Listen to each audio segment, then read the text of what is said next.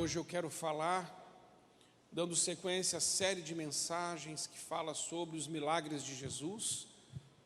Eu quero falar sobre uma distância que existe.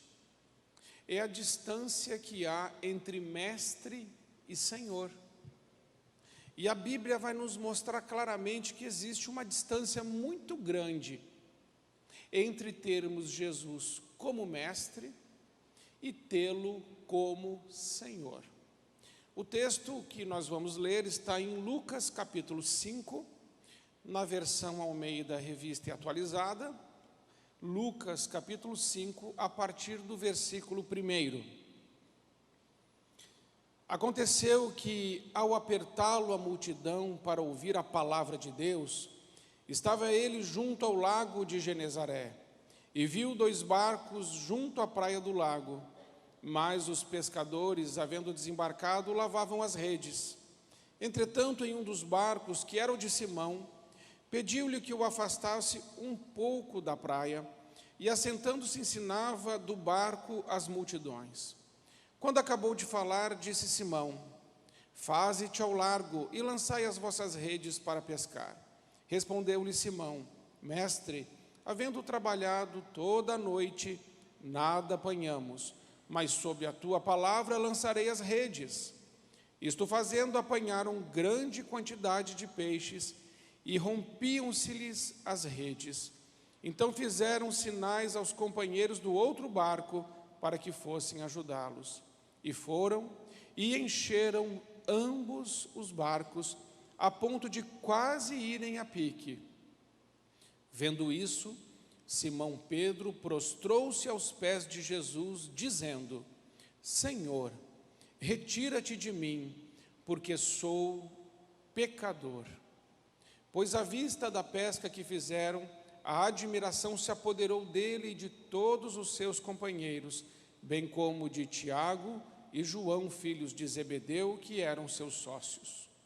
Disse Jesus a Simão: não temas, doravante serás pescador de homens. E arrastando eles os barcos sobre a praia, deixando tudo, o seguiram. Amém.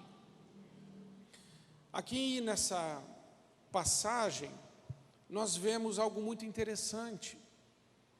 Pedro estava tentando pegar peixe a noite toda, não conseguiu. Então, pela manhã, Pedro vai ali lavar as redes, junto com seus sócios, está ali trabalhando. Mas, ao amanhecer, também chega Jesus. E Jesus, quando ele está ali na beira daquela praia, já tem uma multidão junto com ele, e ele está pregando e ensinando a palavra de Deus, as boas novas, o Evangelho. Pedro, enquanto está lavando as redes, está ouvindo a palavra de Deus. Em um determinado momento, Jesus vê 2 barquinhos, e como a multidão estava comprimindo, apertando Jesus, ele toma uma decisão de entrar num dos barquinhos, e o barquinho que ele escolhe é o barquinho de Pedro. Entrando no barquinho de Pedro, ele se assenta e começa a pregar às multidões daquele barquinho mesmo.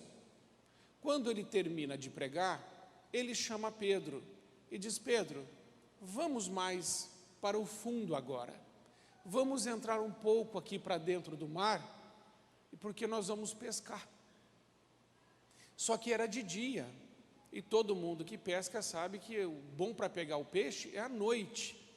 E Jesus está dizendo para ele: vamos entrar aí que nós vamos pegar peixe. E Pedro diz assim: mas Senhor, na verdade, o versículo 5, Pedro vai dizer assim: mestre, tendo trabalhado a noite inteira, a gente não pegou nada, mas sobre a tua palavra, a gente vai lançar essas redes.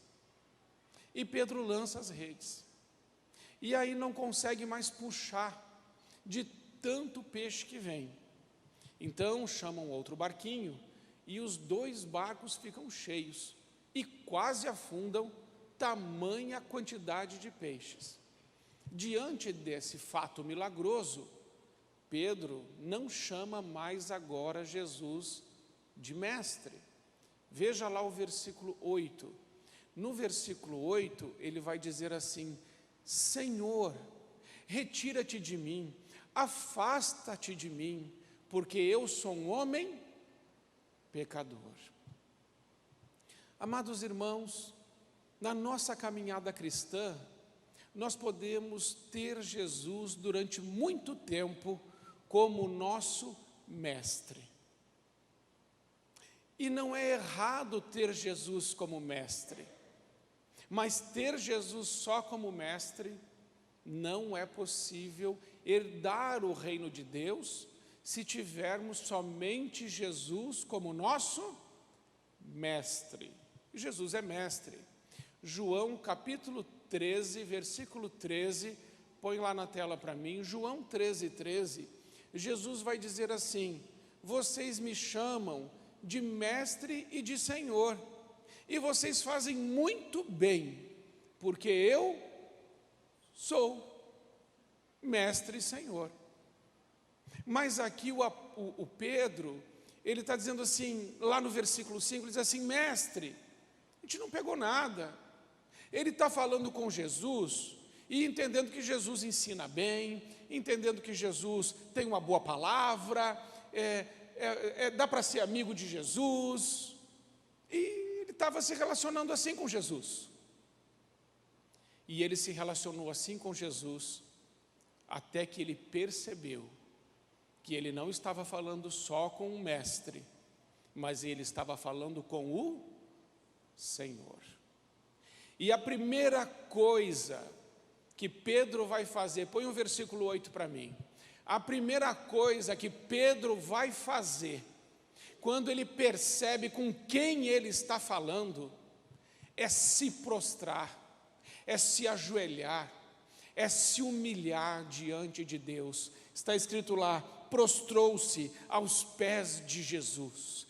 Ele vai dizer, vendo isso, Simão Pedro prostrou-se aos pés de Jesus, dizendo: Senhor. Amados irmãos, a distância entre ter Jesus como mestre e Senhor, a primeira diferença é que quando nós estamos diante do Senhor, nós nos prostramos, nós o adoramos. A segunda coisa que acontece é que nós começamos a tomar consciência de quem nós somos. Nós começamos a entender quem de fato somos quando estamos na presença de Jesus. Pode manter o versículo 8, porque lá vai aparecer, Pedro falando, ele diz assim: afasta-te de mim, porque eu sou um homem pecador. Quando nós estamos diante de Deus, diante de Jesus como Senhor, vem uma consciência na nossa mente que Ele é santo, santo, santo, Ele é puro, Ele é justo, Ele é bom, Ele é fiel, mas eu sou um pecador. E a consciência, quando eu tenho consciência do meu pecado, é muito bom para mim. Porque quem trata Jesus como mestre, gosta dos seus ensinamentos, acha bonito o que ele diz, quer ser até amigo do Evangelho. Deixa eu te dizer uma coisa: o Evangelho não tem amigo. O Evangelho crucifica todo aquele que nele crê. O Evangelho mata todo aquele que crê no Evangelho. Porque quem crê no Evangelho morre para essa vida e nasce para uma nova vida. Não dá para ser amigo do Evangelho. O Evangelho e a palavra de Deus exercem senhorio sobre a nossa vida. E Pedro tem essa convicção de pecado, nós precisamos ter. Precisamos lembrar de Romanos, capítulo 3, versículo 23. Você lembra?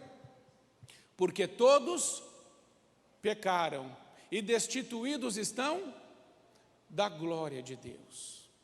Quem pecou? Todos. Nós somos pecadores.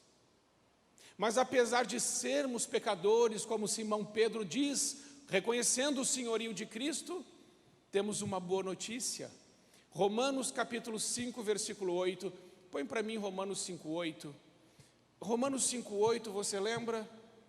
Deus nos amou enquanto nós ainda éramos pecadores. Nós somos pecadores. O Romanos 23 vai dizer que todos pecaram e destituídos estão da glória de Deus. Mas Romanos 5,8 diz que Deus nos amou quando nós estávamos aonde? No pecado. E Romanos 6,23 vai nos ensinar que o salário do pecado é a morte, mas o dom gratuito de Deus é a vida eterna que está em Cristo Jesus, o nosso Senhor. Mas o Salmo 51, versículo 4, vai nos trazer a consciência de quando nós pecamos contra quem? Contra ti, somente contra ti, pequei. Todo pecado cometido é cometido contra Deus. E Isaías 59, versículo 2, vai nos ensinar que é o pecado que faz separação entre nós e o nosso Deus. Quando nós reconhecemos então Jesus como o nosso Senhor, nós precisamos ir aos pés de Jesus e dizer ao Senhor: Senhor, me perdoa os meus pecados. Eu confesso, Senhor, que os meus olhos, eles não estão puros, porque eles não estão vendo coisas que o Senhor aprova. Perdoa, Senhor, pelos meus pecados que eu cometo pelos meus olhos, purifica os meus olhos. Senhor, eu quero te pedir perdão porque tenho consciência nesta noite que muitas vezes eu emprestei a minha língua para a calúnia, para a difamação, para falar mal de outras pessoas, para incitar a violência, para vingar, para amaldiçoar. Senhor Jesus, perdão pelos pecados que eu cometi através da minha língua. Senhor, perdoa todas as vezes que eu sentei e parei para ouvir zombadores, escarnecedores e ouvir coisas que eu não deveria ouvir, mas eu emprestei os meus ouvidos a essas pessoas que diziam essas coisas. Meu Senhor Jesus, me perdoe.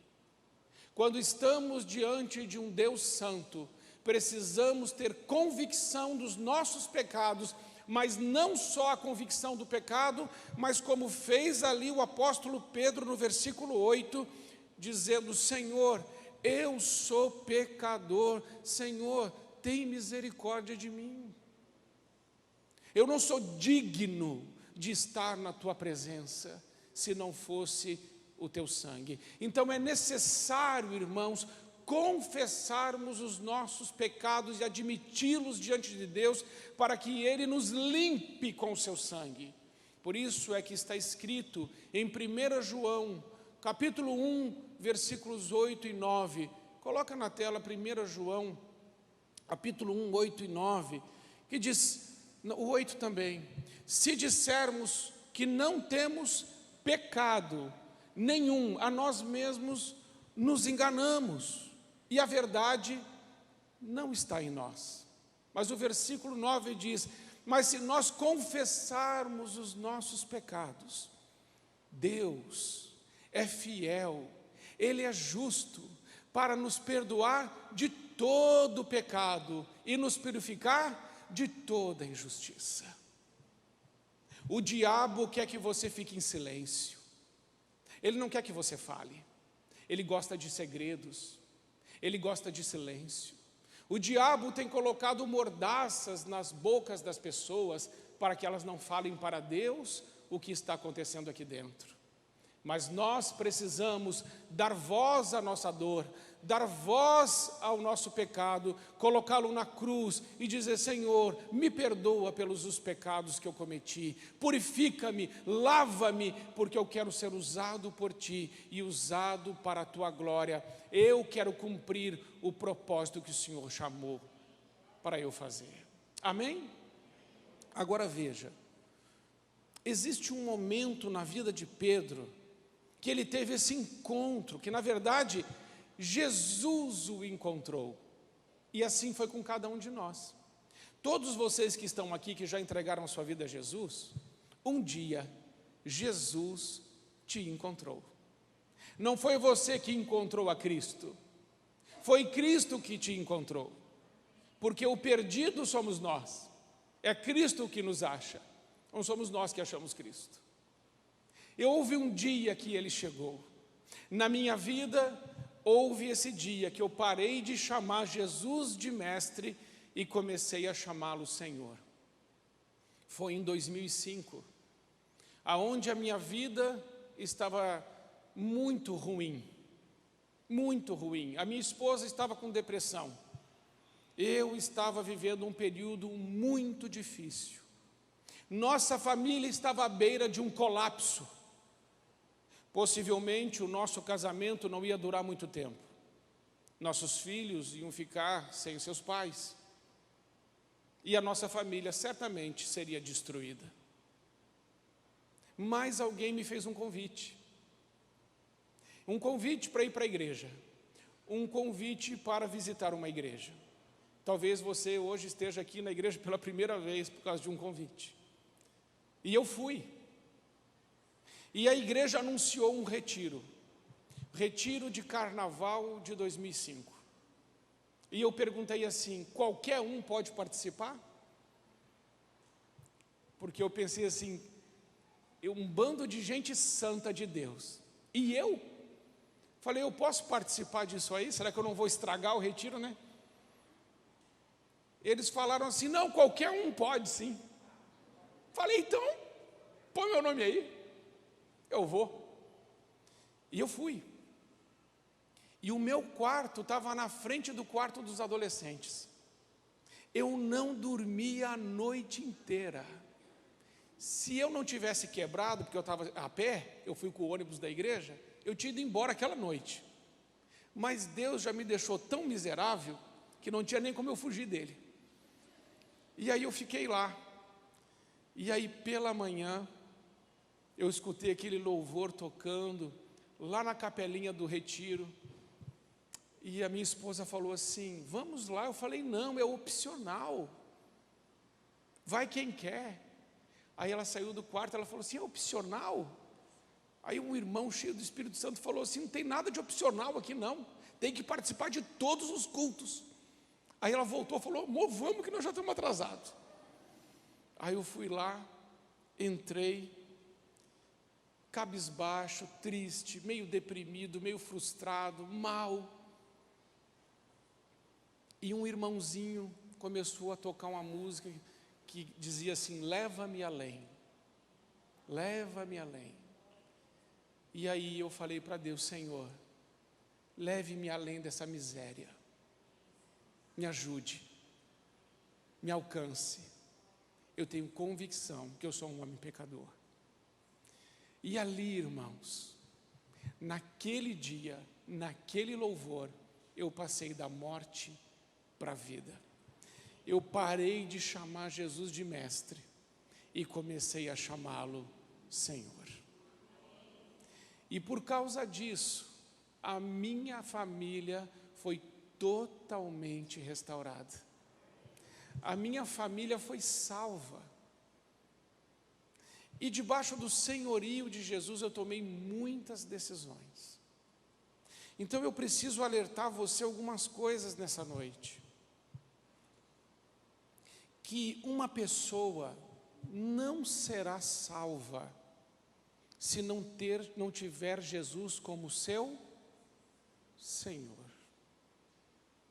Pastor, mas assim, Jesus não é meu Salvador? Sim, Jesus é seu Salvador.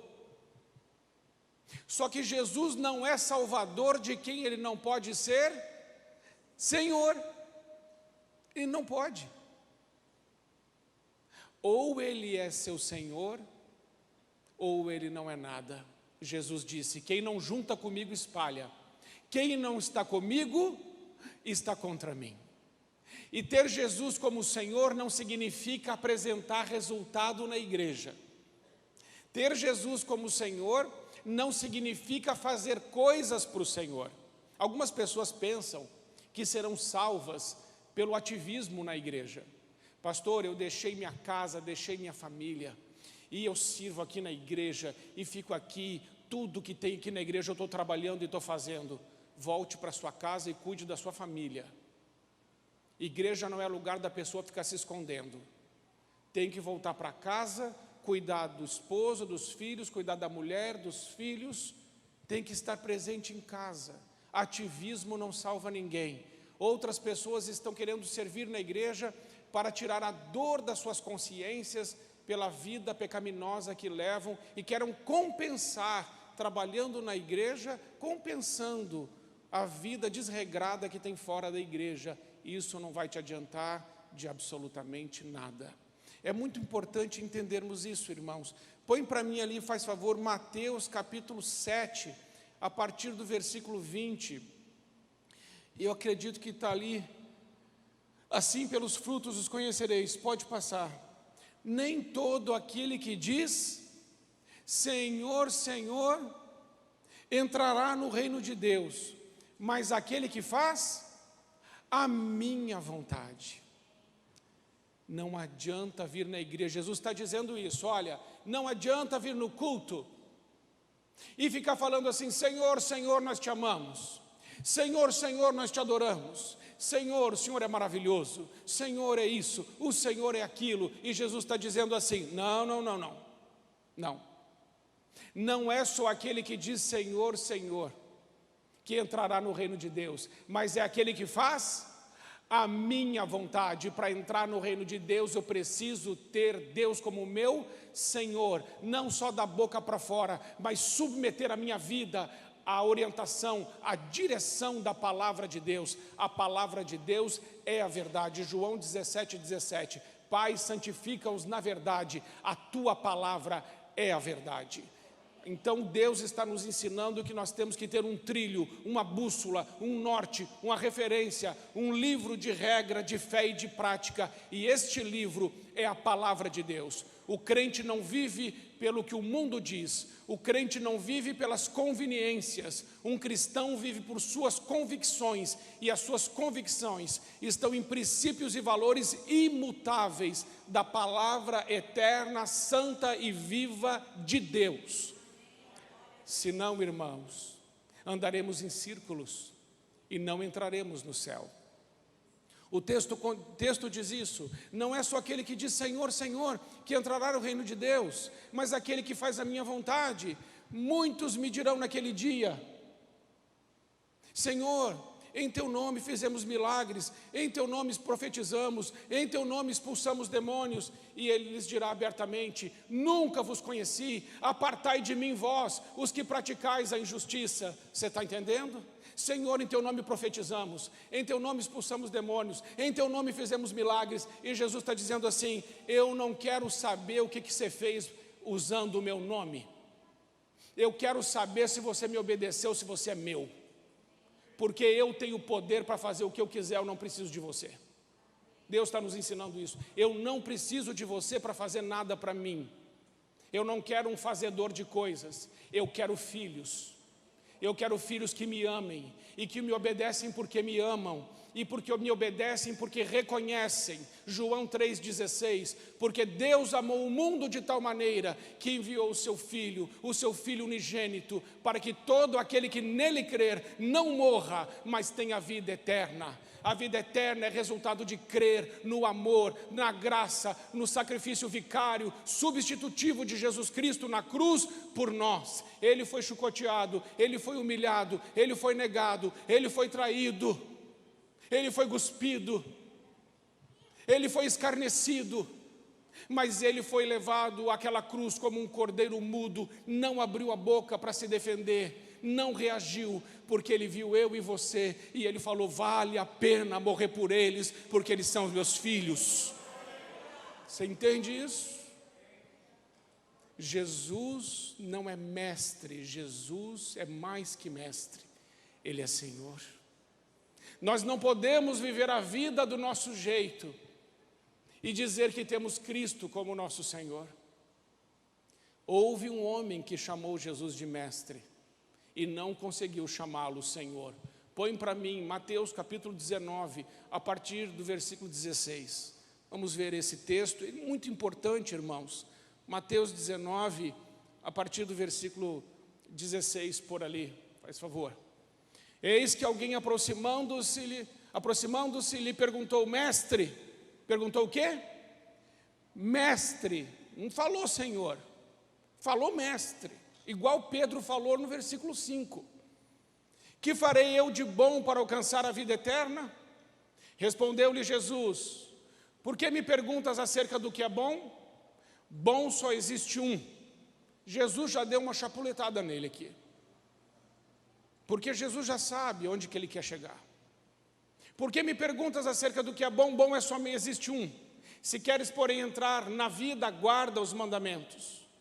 E ele lhe perguntou, quais? Respondeu Jesus, não matarás, não adulterarás, não furtarás, não dirás falso testemunho, honra o teu pai e a tua mãe, ama o teu próximo como a ti mesmo. Replicou-lhe o jovem, tudo isso eu já tenho observado, tudo isso eu já tenho feito. Vamos ver então, o que me falta ainda? Disse-lhe Jesus, se queres ser perfeito, vai, vende todos os teus bens, dá aos pobres e terá um tesouro no céu, depois vem e segue-me. Tendo, porém, o jovem ouvido esta palavra, retirou-se triste por ser dono de muitas propriedades. Jesus colocou o dedo no ponto. E, amados irmãos, este jovem chamou Jesus de mestre e não pôde chamá-lo Senhor. Sabe por quê? Porque o coração dele não estava em Deus. Ele não tinha amor por Deus. Ele tinha amor pelas suas coisas. Não tem problema em você ter coisas. O problema é quando as coisas te têm. Não é pecado ter dinheiro no bolso. É pecado entesourá-lo no coração. O dinheiro é a única coisa que é capaz de não mudar só o que temos. O dinheiro pode mudar uma pessoa. Por isso Deus diz que o dinheiro é mamon e dá um status de divindade a ele.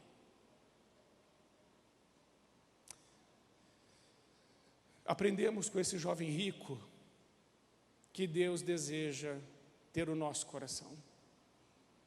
Ter o nosso coração.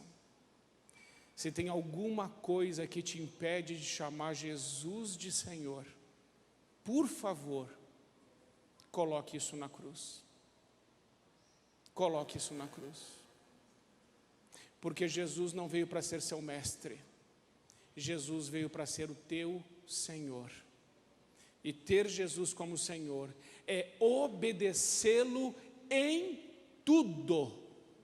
Tudo, tudo. Não é só no que convém, tudo. Por isso, amados irmãos, Jesus disse, pecais por não conhecer as Escrituras e nem o poder de Deus. Oh, irmãos, como poderemos obedecer a Deus se não conhecermos a sua santa palavra? Por isso, leiam a Bíblia. Leiam a Bíblia em casa. Romanos 10, 17. E a fé vem pelo ouvir. E ouvir a palavra de Deus. Profetize a palavra de Deus na sua casa, no seu trabalho. Coma a palavra de Deus, obedeça a palavra de Deus, porque se você fizer essas coisas, não tem como Deus não fazer muitas coisas em você e através de você. Eu quero encerrar com Lucas, capítulo 10, versículo 19 e 20, aonde Jesus vai dizer, eis que vos dou poder e autoridade para pisar, eu confiro porque às vezes eu troco, eis que vos dou poder e autoridade para pisar serpentes e escorpiões e todo o poder do inimigo, sem que nada vos cause dano algum. Para quem ele está dizendo isso? Para os 70 discípulos que estavam voltando, ele tinha mandado os 70 e falou para eles assim, vão, expulsem os demônios, preguem o evangelho, curem as pessoas, entrem nas casas e declarem a minha paz, vão, é chegado o reino de Deus. E eles vão, e eles fazem isso igual vocês vão fazer quando saírem aqui do culto. igualzinho. E vocês vão sair, vão fazer isso, vão curar os enfermos, vão expulsar os demônios, vão anunciar que é chegado o reino de Deus, vão anunciar a derrota do diabo e vão voltar dizendo: Jesus, nós estamos admirados, diz lá o versículo 20, porque até os demônios se submetem a nós. E Jesus fala assim: pode parar. Vocês estão alegres por causa da coisa errada. Não se alegrem porque os demônios se submetem a vocês. Isso não é nada. Alegrem-se porque o nome de vocês está escrito lá no meu livro, no livro da vida. Vocês são meus filhos, que vocês vão viver comigo para sempre. Esse é o motivo da nossa alegria, irmãos. E esse é o privilégio que tem quem chama Cristo de Senhor. Essa é a distância entre mestre e Senhor. Que todos nós possamos percorrer essa distância e chamar sempre Jesus de meu Salvador e meu Senhor. Amém?